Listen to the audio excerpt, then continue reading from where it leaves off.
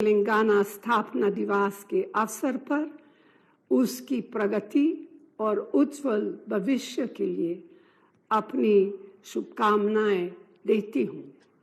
जय हिंद, जय तेलंगाना। हम शुक्रगुजार हैं तल्ली सोनिया जी की उनकी बधाई संदेश पर। Now we have address by our honourable chief minister sir Revanth Reddy sir. నవోన్మేష ఉత్సాహంతో నవశకానికి స్వాగతం పలుకుదామంటూ 11వ వత్సరంలో అడుగు పెడుతున్న ఈ తెలంగాణ ఆవిర్భావ వేడుకల్లో ముఖ్య అతిథి గౌరవనీయులైన ముఖ్యమంత్రి శ్రీ రేవంత్ రెడ్డి గారి సందేశం।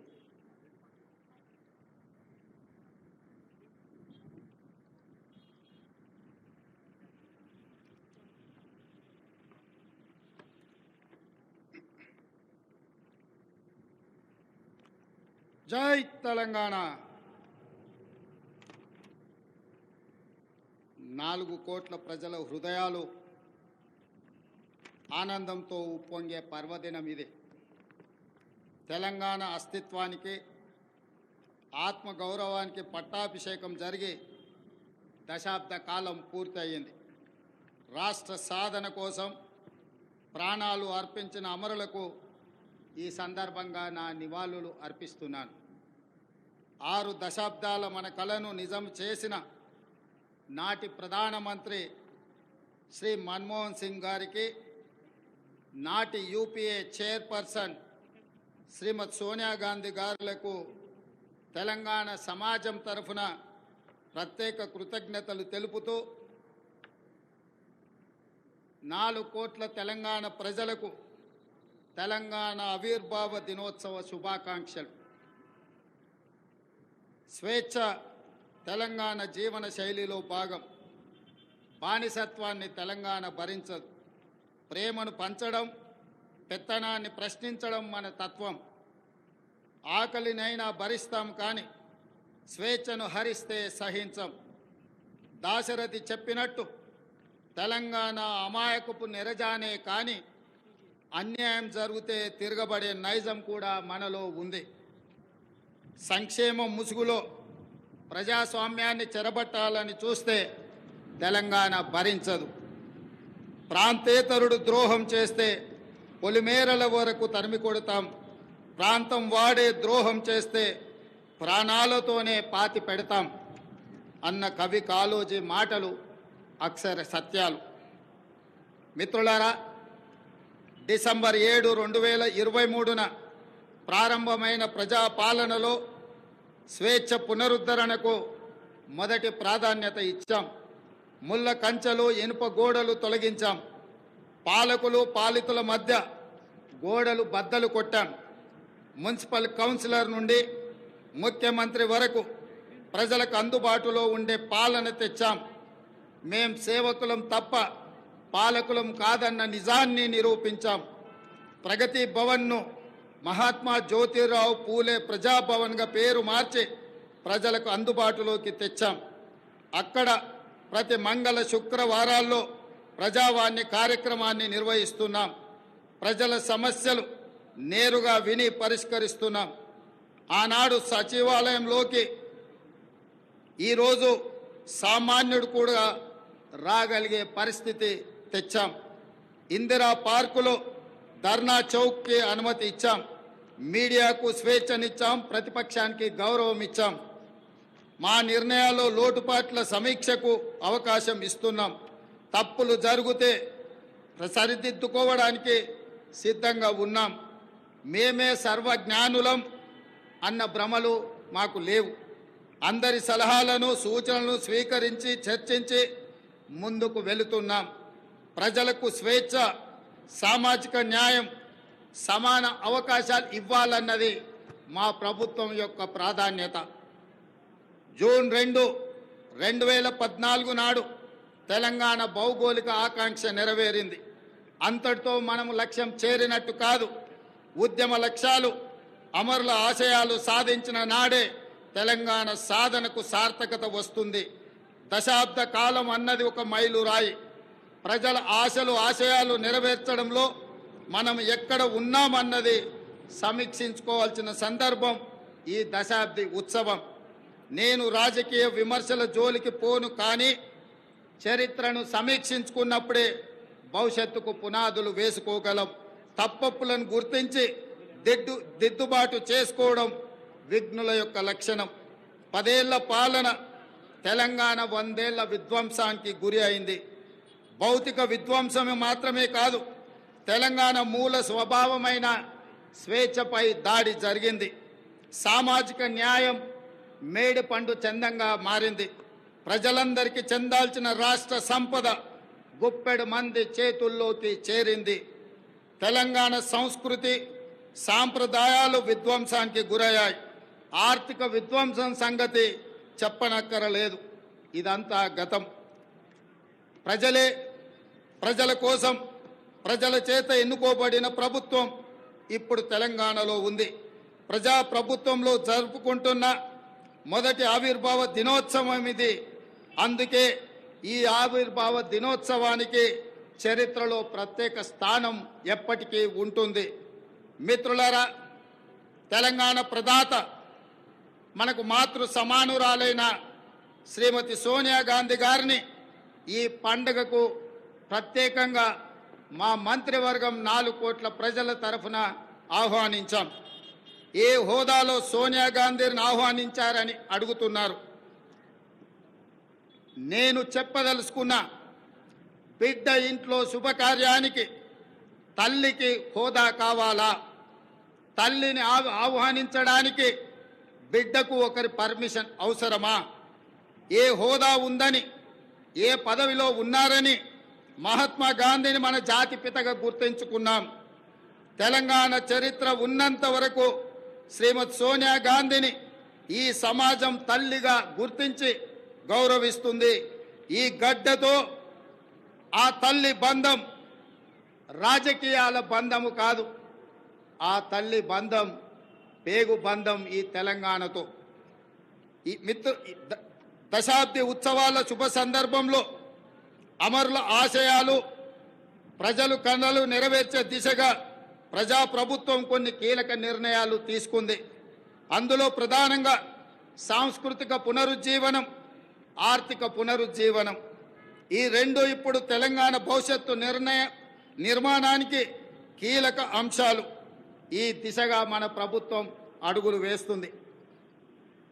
మిత్రులారా, ఏ జాతికైనా తన సంస్కృతే తన అస్తిత్వం. ఆ సంస్కృతిని కాపాడటం ప్రభుత్వాల బాధ్యత. బోనం నుండి బతుకమ్మ వరకు, సాయుధ పోరాటం నుండి స్వరాష్ట్ర ఉద్యమం వరకు మన సంస్కృతి, మన చరిత్ర గొప్పవి. సమ్మక్క సారలమ్మ నుండి జోగులాంబ వరకు, భద్రాద్రి రాముడు నుంచి కొమరం భీముడి వరకు అమరుల త్యాగాలు, హక్కుల ఉద్యమాల వంటి వాటితో తెలంగాణ గొప్ప చారిత్రక వారసత్వాన్ని కలిగి ఉంది. ఈ సంస్కృతిని, చరిత్రకు పునరుజ్జీవనం జరగాలి. తెలంగాణ వచ్చి 10 ఏళ్ళైనా ఇప్పటికి మన రాష్ట్ర గీతము లేదు. ఉద్యమ కాలంలో ఉవ్వెత్తున స్ఫూర్తిని రగల్చిన జయ జయ హే తెలంగాణ జననీ జయ కేతనం గేయమే మన రాష్ట్ర అధికార గీతం కావాలని ఆనాడు ఆశించాం. సహజ కవి అందశ్రీ రచించిన ఈ గేయం మన రాష్ట్ర గేయంగా ఉంటుందని విశ్వసించాం. ప్రజల ఆకాంక్షల మేరకు ఈ పర్వదినాన జయ జయ హే తెలంగాణ గీతాన్ని రాష్ట్ర అధికార గీతంగా సగర్వంగా మా ప్రభుత్వం ప్రకటిస్తున్నది. చిహ్నం ఒక జాతి చరిత్రకు అద్దం పడుతుంది. జాతి చరిత్ర మొత్తం నిక్షిప్తమై ఉండేది చిహ్నంలో మాత్రమే. తెలంగాణ అంటే ధిక్కారం, తెలంగాణ అంటే పోరాటం. రాష్ట్ర అధికారిక చిహ్నంలో అది ప్రతిబింబించాలి. ఆ దశగా ప్రజాప్రభుత్వం నూతన చిహ్నాన్ని రూపొందించే పనిలో ఉంది. వివిధ వర్గాల నుంచి వచ్చిన సూచనలు, సలహాలు పరిగణలోకి తీసుకొని రాష్ట్ర నూతన చిహ్నాన్ని రూపొందించే పనిలో ఉన్నాం. అదేవిధంగా మిత్రులారా, ఉద్యమ సమయంలో ప్రజలు టీజీ అనే ఇంగ్లీష్ అక్షరాలను తెలంగాణకు సంక్షిప్త అక్షరాలుగా నిర్ధారించారు. యువత తమ గుండెలపై టీజీ అని పచ్చబొట్లుగా పొడిపించుకున్నారు. వారి ఆకాంక్షల మేరకు టీఎస్ స్థానంలో టీజీని పునరుద్ధరిస్తూ ప్రభుత్వం నిర్ణయం తీసుకున్నది. జననీ జన్మభూమిస్య స్వర్గాదపి గరీయసి అంటే జన్మనిచ్చిన తల్లి, జన్మనిచ్చిన భూమి స్వర్గం కంటే గొప్పవని అర్థం. తెలంగాణ తల్లి 4 కోట్ల ప్రజల యొక్క ఆకాంక్ష ప్రతిరూపంగా ఉండాలి. ఆ తల్లిని చూస్తే మన కన్న తల్లి యాదిలోకి రావాలి. సగటు తెలంగాణ గ్రామీణ మహిళా రూపమే తెలంగాణ తల్లి ప్రతిరూపంగా ఉండాలి. తెలంగాణ తల్లి కష్టజీవి, కరుణామూర్తి. ఈ రూపురేఖలతో తెలంగాణ తల్లి రూపానికి పునరుజ్జీవనం జరగాలి. త్వరలో ప్రజల ఆకాంక్షలను ప్రతిబింబించేలా తెలంగాణ తల్లి రూపుదిద్దుకుంటుంది. త్వరలోనే తెలంగాణ రాష్ట్రానికి తెలంగాణ తల్లి యొక్క ప్రతిరూపాన్ని మేము అందించబోతున్నాం. ఈ నిర్ణయాలు ఎవరికి వ్యతిరేకం కాదు, ఒక జాతి ఆకాంక్షలకు ప్రతిరూపం మాత్రమే. అదేవిధంగా మిత్రులారా, తెలంగాణ రాష్ట్ర ఆర్థిక పునరుజ్జీవనం మేము అధికారం చేపట్టే నాటికి రాష్ట్ర ఆర్థిక వ్యవస్థ పూర్తిగా విధ్వంసమైంది. 7 లక్షల కోట్ల రూపాయల అప్పుల ఊబిలో తెలంగాణ కూరుకుపోయింది. శాసనసభలో శ్వేతపత్రము పెట్టి వాస్తవాలు ప్రజల ముందు ఉంచాం. రాష్ట్ర సంపద పెంచి పేదలకు పంచడానికి ఆర్థిక పునరుజ్జీవనం జరగాల్సిన అవసరం ఉందని మా ప్రభుత్వం గుర్తించింది. మా ప్రభుత్వం ఆ దిశగా ప్రయత్నం చేస్తుంది. కఠినమైన ఆర్థిక క్రమశిక్షణ పాటిస్తూనే సంక్షేమం, అభివృద్ధిలో రాజీ పడటం లేదు. ప్రభుత్వ ఉద్యోగులు, పెన్షన్లకు 1వ తారీఖునే వేతనాలు ఇవ్వడం జరుగుతుంది.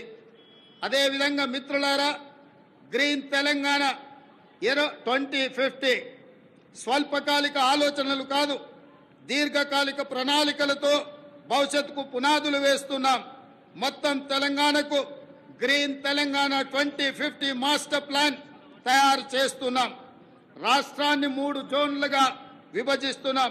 హైదరాబాద్ ఔటర్ రింగ్ రోడ్డు పరిధిలో ఉన్న ప్రాంతాన్ని అర్బన్ తెలంగాణగా, ఔటర్ రింగ్ రోడ్డు నుంచి రీజనల్ రింగ్ రోడ్డు మధ్య ప్రాంతాన్ని సబర్బన్ తెలంగాణగా, రీజనల్ రింగ్ రోడ్డు నుండి తెలంగాణ సరిహద్దుల వరకు ఉన్నది గ్రామీణ తెలంగాణగా నిర్ధారించాం.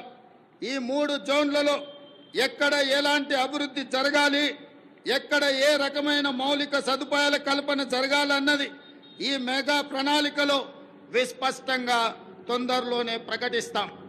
హైదరాబాదు నగరానికి ఒకనాడు తలమానికం మూసీ నది. ఈనాడు మూసీ ఒక మురికి కూపంగా తయారవుతే దానిని సుందరీకరించి, మూసీ సుందరీకరణ ద్వారా ఈ హైదరాబాదు నగరాన్ని ప్రపంచ చిత్రపటంలోనే ఒక విశ్వ నగరంగా మార్చడానికి ఈనాడు మా ప్రభుత్వం కార్యాచరణను చేపడుతుంది. మూసీ సుందరీకరణ పథకం ద్వారా పరివాహక ప్రాంతాన్ని ఉపాధి కల్పన జోన్గా తీర్చిదిద్దబోతున్నాం. ఈ పథకానికి ఇప్పటికే 1000 కోట్ల రూపాయలు కేటాయించాం. హైదరాబాద్ బ్రాండ్ ఇమేజ్ని ఈ పథకం మరో స్థాయికి తీసుకెళ్తుందనడంలో సందేహం లేదు. పర్యాటకం, ఆర్థికం, పర్యావరణం ఈ 3 కోణాలు ఇందులో ఉన్నాయి. ఎగువన ఉన్న ఉమ్మడి రంగారెడ్డి, దిగువన ఉన్న ఉమ్మడి నల్గొండ జిల్లాలో సాగునీటి వనరుగా కూడా మూసీ ఉపయోగపడుతుంది. ప్రజల అవసరాలకు తగ్గట్టు మెట్రో విస్తరణ ప్రణాళికలను ప్రకటించాం. రీజనల్ రింగ్ రోడ్డు త్వరితగతిన పూర్తికి ప్రయత్నిస్తాం. తక్కువ ఖర్చుతో ఎక్కువ నీరు ఇవ్వగలిగే సాగునీటి ప్రాజెక్టులకు తొలి ప్రాధాన్యత ఇవ్వడం జరుగుతుంది. రాష్ట్ర ఆర్థిక పునరుజ్జీవానికి అవసరమైన అన్ని నిర్ణయాలు తీసుకోవడం జరుగుతుంది. అన్నిటికంటే ముఖ్యంగా మిత్రులారా, ఈనాడు తెలంగాణ రాష్ట్రాన్ని ముఖ్యంగా ఆనాడు ఉద్యమంలో ఉవ్వెత్తున పాల్గొన్న తెలంగాణ యువత ప్రభుత్వాల నిర్లక్ష్యం వల్ల ఈనాడు డ్రగ్స్ మహమ్మారి వైపు, గంజాయి వైపు మళ్ళీ ఈరోజు తెలంగాణ సమాజాన్ని నిర్వీర్యం చేసే కుట్ర జరుగుతుంది. అందుకే తెలంగాణలో డ్రగ్స్ అన్న మాట వినిపించడానికి వీలు లేదని మేము సంకల్పించాం. డ్రగ్స్, గంజాయి విషయంలో ప్రభుత్వం అత్యంత కఠినంగా వ్యవహరిస్తుంది. టీ న్యాప్కి పూర్తి సహకారం స్వేచ్ఛను ఇస్తున్నాం, అవసరమైన నిధులు ఇస్తున్నాం. డ్రగ్స్ విషయంలో ఎంతటి వారు ఉన్నా వదిలే సమస్య లేదు. ఈ విషయంలో వ్యక్తిగతంగా నేను చాలా పట్టుదలతో ఉన్నాను. మన భవిష్యత్తు, యువత భవిష్యత్తుకు సంబంధించిన ఈ అంశం, అందుకే ఉక్కు పాదంతో అణిచివేయాలని మా ప్రభుత్వం సంకల్పించింది. డ్రగ్స్ ఫ్రీ తెలంగాణ ప్రభుత్వ పరంగానే కాదు, వ్యక్తిగతంగా నేను ఎంతో ప్రాధాన్యతను ఇస్తున్నాను. అదేవిధంగా మిత్రులారా, ప్రజాపాలన ప్రజల వద్దకు చేర్చాలన్నది మా ఆలోచన. ఇందిరమ్మ గ్రామ సభల ద్వారా 2023 డిసెంబర్ 28 నుండి 2024 జనవరి 6 వరకు అభయహస్తం గ్యారంటీలను అమలుకు దరఖాస్తులను స్వీకరించాం. మహాలక్ష్మి, ఇందిరమ్మ ఇండ్లు, గృహజ్యోతి, చేయుత, రైతు భరోసా పథకాల కోసం 1,28,00,000 మంది దరఖాస్తులు పెట్టుకోవడం జరిగింది. ఇందులో డూప్లికేట్ దరఖాస్తులు మినహాయించగా 1,09,000 దరఖాస్తులు మిగిలాయి. ఈ దరఖాస్తులను కంప్యూటరీకరించి ఈ సమస్యలన్నిటిని కూడా పరిష్కరించి తెలంగాణ రాష్ట్రంలో పేద ప్రజలందరికీ సంక్షేమ పథకాలను అందుబాటులోకి తీసుకురావాలని నా మంత్రివర్గం ఉక్కు సంకల్పంతో ఈరోజు పనిచేస్తుంది. అదేవిధంగా మిత్రులారా, అధికారంలో వచ్చిన 48 గంటల్లోనే 2 గ్యారంటీల అమలుకు శ్రీకారం చుట్టాం. ఆడబిడ్డలకు ఉచిత బస్సు ప్రయాణ సౌకర్యాన్ని కల్పించాం. పైసా ఖర్చు లేకుండా రాష్ట్రంలో ఎక్కడికైనా ఉచితంగా వెళ్లే అవకాశం మహిళలకు, మా సోదరి మనులకు ఈ పథకం ఉపయోగపడుతుంది. ఈనాడు కోట్లాది మంది ఆడబిడ్డలు అమ్మగారింటికైనా, అత్తగారింటికైనా, భద్రాచలం గుడికైనా, సమ్మక్క సారలమ్మ సందర్శనానికైనా కోట్లాది మంది మహిళలు వినియోగించుకుంటున్నారు అనంటే మా ప్రభుత్వానికి ఎంతో సంతృప్తినిచ్చింది ఈ ఉచిత బస్సు ప్రయాణ సౌకర్యం.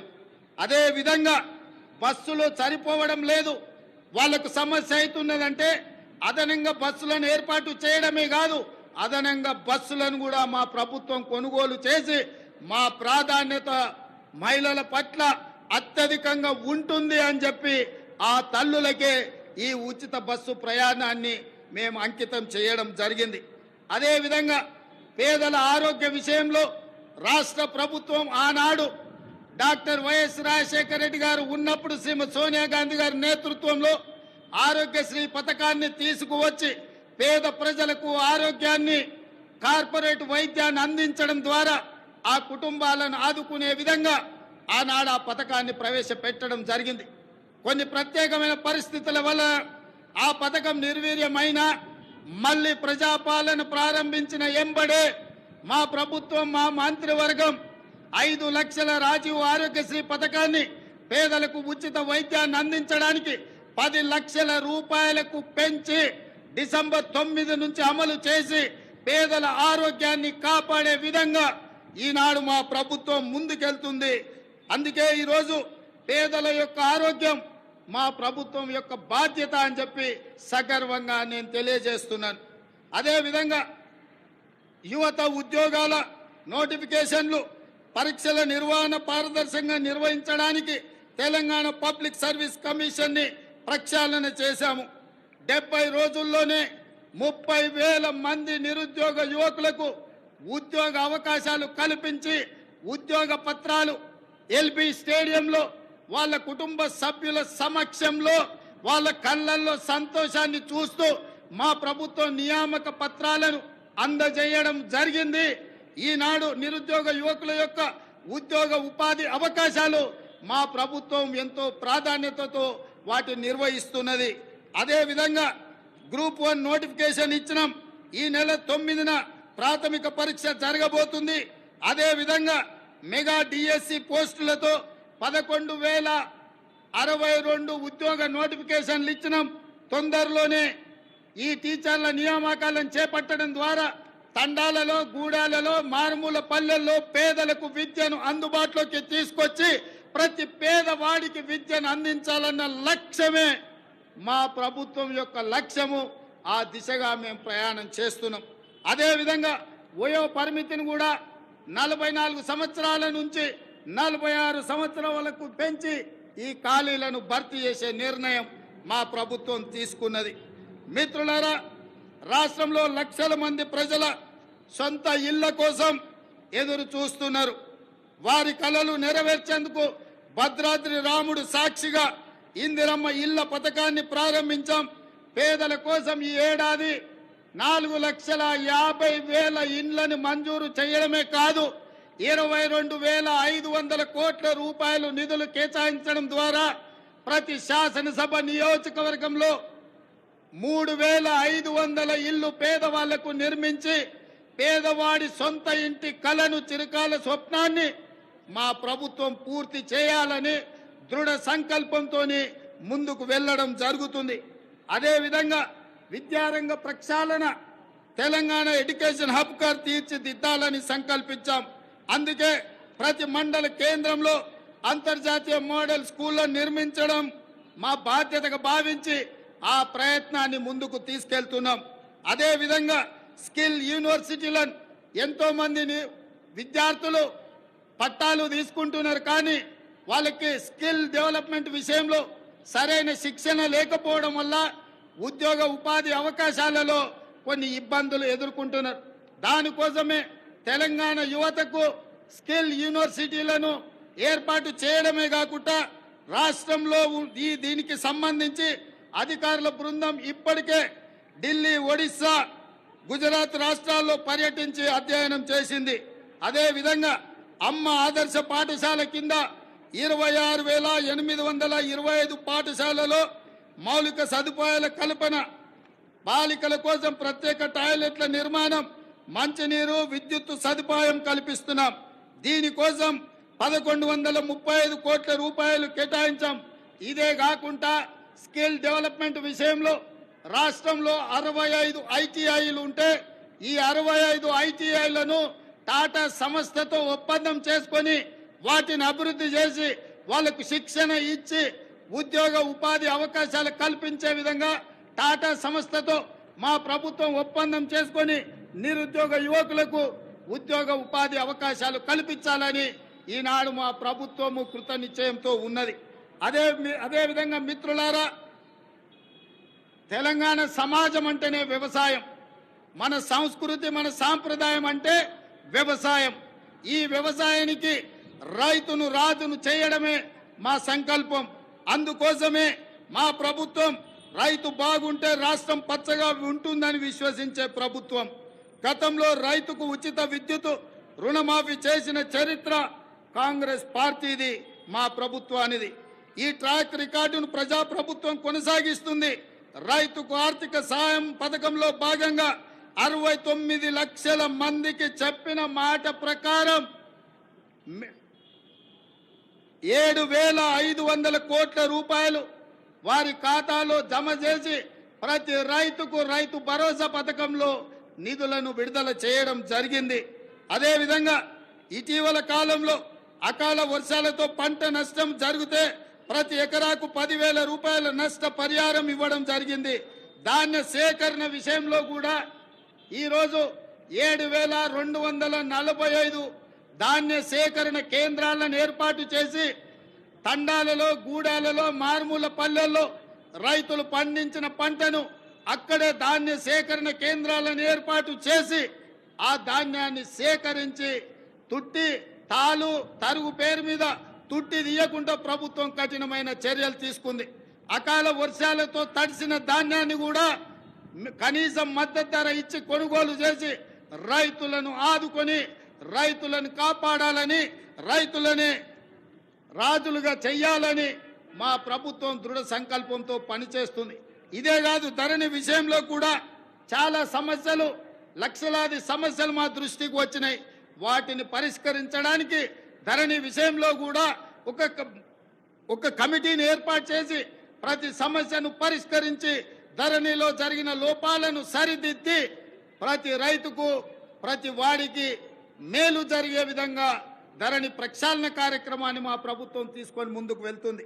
అదేవిధంగా మిత్రులారా, రాష్ట్రంలో విద్యుత్ సరఫరా నిరంతరాయంగా 24 గంటలు అందిస్తున్నామని చెప్పడానికి నేను గర్వపడుతున్నాను. రాష్ట్ర చరిత్రలో ఎన్నడూ లేని విధంగా ఈ ఏడాది మార్చి 6న అత్యధికంగా 298 మిలియన్ యూనిట్ల విద్యుత్ సరఫరా చేసి రాష్ట్రం ఏర్పడిన తర్వాత అత్యధికంగా రికార్డును సృష్టించాం. నిరంతరాయంగా విద్యుత్తుని సరఫరా చేశాం. పేదల గృహాలకు, వ్యవసాయానికే కాదు భూమి లేని నిరుపేదలకు ప్రతి ఇంటిలో వెలుగులు చూడాలని, వాళ్ళ కళ్ళల్లో ఆనందం ఉండాలని ప్రతి పేదవాడికి 200 యూనిట్లు ఉచిత విద్యుత్తును అందించి పేదవాళ్ళకు అండగా నిలబడి ఈరోజు మా ప్రభుత్వం ముందుకు సాగుతున్నది.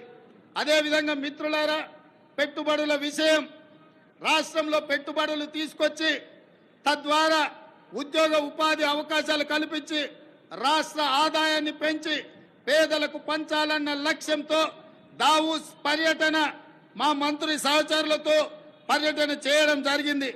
ఈ పర్యటనలో 40,000 కోట్ల రూపాయలకు సంబంధించిన పెట్టుబడుల ఒప్పందాలు రాష్ట్ర ప్రభుత్వం చేసుకున్నది. ఇది పెట్టుబడుల ఆకర్షణలో ఒక గొప్ప రికార్డు. ఈ ఒప్పందం కార్యరూపం దాల్చే కార్యాచరణ మొదలు పెట్టాం. తద్వారా మన యువత ఉపాధి ఉద్యోగ కల్పనలు ఈ ప్రభుత్వం కంకణబద్ధమై ఉంది. అదేవిధంగా మిత్రులారా, మహాలక్ష్మి పథకం, మహాలక్ష్మి ఈరోజు నాకు చాలా ఆనందంగా ఉంది. ఈ రాష్ట్ర అవతరణ ఉత్సవాలలో ఈనాడు పర్యటన చేస్తున్నప్పుడు ఇటువైపున అటువైపున వేలాది మంది మా తెలంగాణ ఆడబిడ్డలు ఇక్కడికి వచ్చి మా మహాలక్ష్ములందరూ మా ప్రభుత్వాన్ని ఆశీర్వదించడానికి వాళ్ళందరూ ఇక్కడికి రావడం జరిగింది. మనస్ఫూర్తిగా వారికి ధన్యవాదాలు తెలియజేస్తూ మహాలక్ష్మి పథకం ద్వారా 1 కోటి మంది ఆడబిడ్డలను కోటీశ్వరులను చేయాలన్నది మా ప్రభుత్వ సంకల్పం. మహిళలు తయారు చేసే ఉత్పత్తులకు సరైన మార్కెటింగ్ సదుపాయం కల్పిస్తాం. వాళ్ళ ఉత్పత్తులను మార్కెటింగ్ చేసుకోవడానికి హైటెక్ సిటీ పక్కన శిల్పారామం దగ్గర 3 ఎకరాల స్థలాన్ని, వందలాది స్టాళ్లను పెట్టుకోవడానికి వాళ్ళకి స్థలాన్ని కేటాయించడం జరిగింది. ఏ ప్రాంతంలో అయితే విప్రో, ఇన్ఫోసిస్, ఐటీ కంపెనీలు ఉన్నాయో ఆ పక్కనే మా ఆడబిడ్డలకు గ్రామీణ ప్రాంతాలలో వారు చేసిన ఉత్పత్తులను అమ్ముకోవడానికి శిల్పారామం పక్కన 3 ఎకరాల స్థలాన్ని కేటాయించాం. అందులో వాళ్ళ ఉత్పత్తులను సగర్వంగా ఈ ప్రపంచానికి పరిచయం చేసే అవకాశం ఉంది. ఆ విధంగా మా ఆడబిడ్డలను పారిశ్రామికవేత్తలను చేసి కోటీశ్వరులుగా మార్చాలనే సంకల్పం మా ప్రభుత్వం తీసుకున్నది. మా ఆడబిడ్డల ఆశీర్వాదం మాకు ఎప్పుడు ఉండాలని నేను వారికి విజ్ఞప్తి చేస్తున్నా. ఇదే కాదు, ఈనాడు వంటలో ఇల్లాలు సంపాదించిన సొమ్ము సిలిండర్కే ఖర్చు అవుతున్నది. కాబట్టి 1,200 రూపాయలు ఉన్న సిలిండర్ను ఈనాడు 500 రూపాయలకి ఆడబిడ్డలకు అందించడం ద్వారా ఆడబిడ్డల కళ్ళల్లో కన్నీళ్లు రావద్దు, ఆ కుటుంబాలు సంతోషంగా ఉండాలి, ఆడబిడ్డలకు అండగా నిలబడాలని 500 రూపాయలకే ఈనాడు మా ప్రభుత్వం సిలిండర్ను అందించడం జరుగుతుంది. అదేవిధంగా మిత్రులారా, తెలంగాణ ముందు పలు సవాళ్లు కూడా ఉన్నాయి. ముఖ్యంగా కృష్ణా గోదావరి జలాల్లో మన వాటా లెక్క తేల్చాల్సిన అవసరం ఉంది. 10 ఏళ్లైనా నీటి పంపకాలు జరగలేదు. కేంద్రంపై ఒత్తిడి తెచ్చి త్వరగా నీటి వాటాలు సాధించుకొని సాగునీటి ప్రణాళికలు సమర్థవంతంగా అమలు చేసుకోవాలన్నది ప్రజాప్రభుత్వం యొక్క ఆలోచన. హైదరాబాద్ ఉమ్మడి రాజధానికి ఈ రోజుతో కాలం చెల్లింది. ఆంధ్రప్రదేశ్లో ఆస్తుల విభజనకు సంబంధించి ఈ సమస్యలను సాధ్యమైనంత త్వరగా పరిష్కరించుకుంటాం. అదేవిధంగా మిత్రులారా, తెలంగాణ ప్రపంచానికి ఒక దిక్సూచి కావాలి. విశ్వ వేదికపై తెలంగాణ విజయ పతాక సగర్వంగా ఎగరాలి. పల్లె కన్నీరు పెడుతుందో అని ఒకనాడు ఆవేదనతో పాడిన తెలంగాణ పల్లెలు ఇకపై పచ్చని పైరులతో, పాడి పంటలతో, రైతుల ముఖాలలో చిరునవ్వులతో వెలగాలి. ఒకనాడు పొట్ట చేత పట్టుకొని పట్నంకు వచ్చిన యువత రేపటి నాటి ప్రపంచానికి మన సత్తా చాటే శక్తిగా మారాలి. తెలంగాణ ఇతర రాష్ట్రాలతో కాదు, ప్రపంచంతో పోటీ పడుతుందని నిరూపించాలి. మనకు శక్తి ఉంది, మనకు సత్తా ఉంది, తెలివి ఉంది, తెగింపు ఉంది, తాగాల చరిత్ర ఉంది. ఏం తక్కువ తెలంగాణకు? హైదరాబాద్ మన బ్రాండు. ప్రపంచ నెంబర్ 1 బ్రాండ్గా హైదరాబాద్ ఎదగాలి. తెలంగాణను ప్రపంచానికి డెస్టినేషన్గా మార్చాలన్న తపన ఉంది. దీనికి 4 కోట్ల ప్రజల ఆశీస్సులతో పాటు రాజకీయ, పరిపాలన, పత్రిక, న్యాయ, సామాజిక వ్యవస్థల సహకారం కావాలి. ఆ దిశగా ప్రతి ఒక్కరూ ప్రతి క్షణం ఆలోచన చెయ్యాలి. ప్రజా ప్రభుత్వానికి మీ సంపూర్ణ సహకారం అందించాలని కోరుతూ ఈ సందర్భంగా ఈ వేదిక మీద నుంచి అధికారిక చరిత్ర పుటలలో ఒక గొప్ప సన్నివేశాన్ని, ఒక గొప్ప నిర్ణయాన్ని ఆనాడు లోక్సభలో ఆమోదింపజేసుకొని ఈనాడు తెలంగాణ రాష్ట్రం ఏర్పడ్డది అనంటే అందులో మొట్టమొదటి త్యాగం, సాహసం శ్రీమతి సోనియా గాంధీ గారు యూపీఏ చైర్పర్సన్గా ఉక్కు సంకల్పంతో ఈ తెలంగాణ రాష్ట్ర ప్రక్రియను వారు ముందుకు తీసుకెళ్లారు.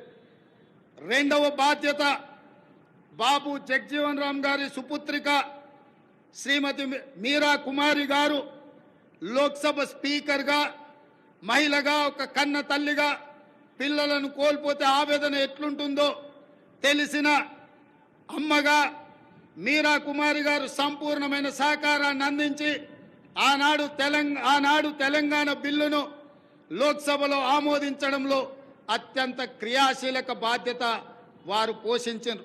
వీరే కాదు, ఆనాటి భారతీయ జనతా పార్టీ నాయకురాలు, ప్రతిపక్ష నాయకురాలుగా శ్రీమతి సుష్మా స్వరాజ్ గారు ఆనాడు లోక్సభలో ప్రతిపక్ష నాయకురాలుగా సంపూర్ణంగా సహకరించి తెలంగాణ బిల్లును ఆమోదింపజేసుకొని రాష్ట్ర ఏర్పాటు ప్రక్రియలో వారు కూడా సంపూర్ణమైన సహకారాన్ని అందించరు.